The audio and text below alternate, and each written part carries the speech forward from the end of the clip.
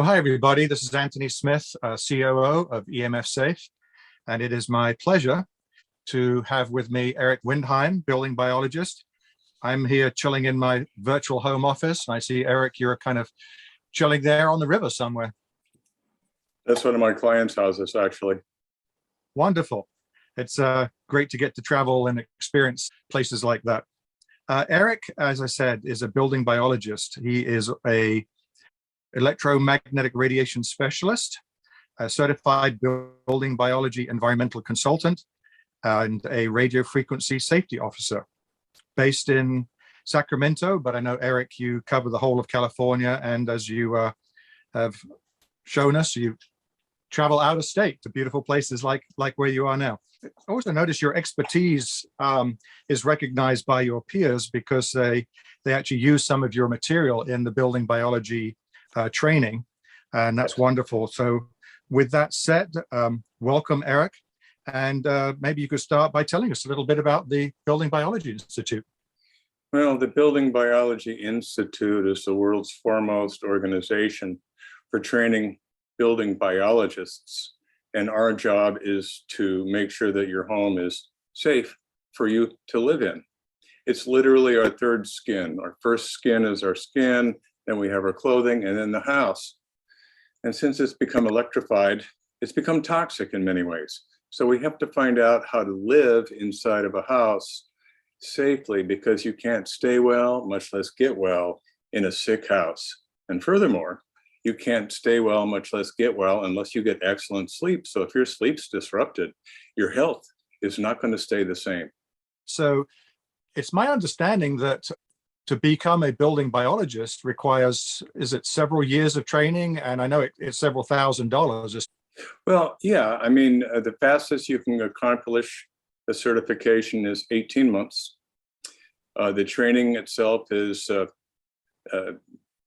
maybe 6 on-site seminars at the training headquarters, and that requires air travel and lodging. So that costs about $10,000. And then just to begin with, you need to get about $6,000 worth of professional meters. But at this time, I have about $40,000 worth, so that I have just about anything that I need on any type of assessment. A lot of people are very familiar with electromagnetic fields. It's electric fields, magnetic fields, and radio frequency. And dirty electricity. And dirty electricity.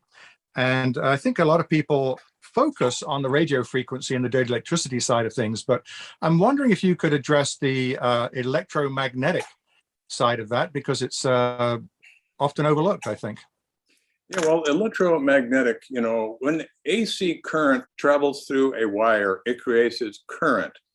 And if the wiring is not done in accordance with the National Electric Code, you can create a very large and powerful magnetic field. And that causes a lot of problems with developmental situations in children, because it causes problems with the division of cells. So you can get ADD, autism, childhood leukemia, miscarriage, tumors, and cancer in adults. So the electric field, that radiates off at any wire if there's voltage on it. There doesn't have to be current flowing through the wire. There just has to be voltage on the wire. The worst thing is in your bedroom, and all bedrooms are really kind of designed for one degree of poor sleep or another, because you're surrounded by this circle of wires, and quite often right behind your head for the plugs on both sides of your bed. So the electric field suppresses the release of melatonin from your pineal gland. And the AMA calls melatonin an Onco-Static Agent. That means cancer stopping. Because if you don't get excellent sleep, it's well correlated that you'll have heart disease, and people with cancer, they cannot recover if they don't get good sleep.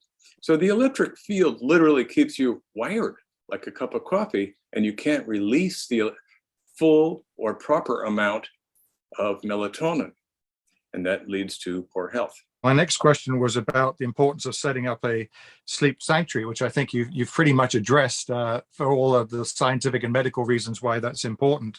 So let me go on from there and say, so obviously what you're saying is it's important to turn off those circuits at night so that you are mitigating the electromagnetic fields, and so you can sleep in a mitigated sleep sanctuary environment, as that's another way of saying what you said, I think. Yeah, we want to, and the way we do that is we find out which circuits are related to the bedroom, not necessarily which circuits are for the bedroom, because any wire going past the bedroom onto another part of the house is going to radiate an electric field up through the floor, through the walls, or down through the attic.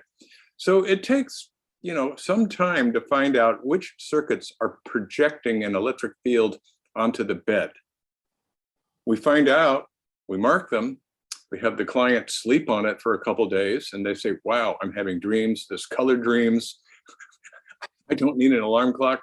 I'm waking up without an alarm clock. I feel like a fully charged battery in the morning.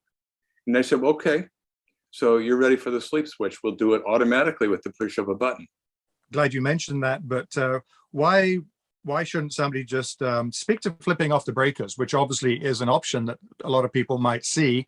Okay, I need to turn off these circuits at night. I'm just going to flip the breakers. Why, in your professional opinion, should somebody maybe consider not doing that?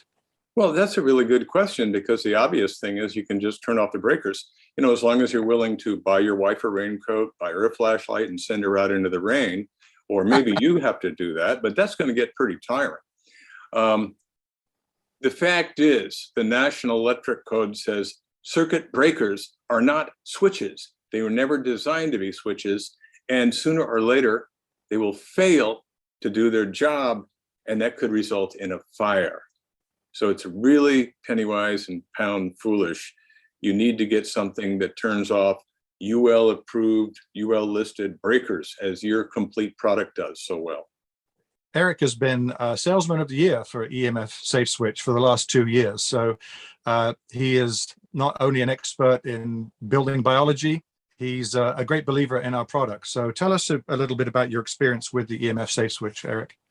Well, the concept of a sleep sanctuary and de-energizing circuits related to the bedroom has been well known by building biologists for decades. So how do we do that?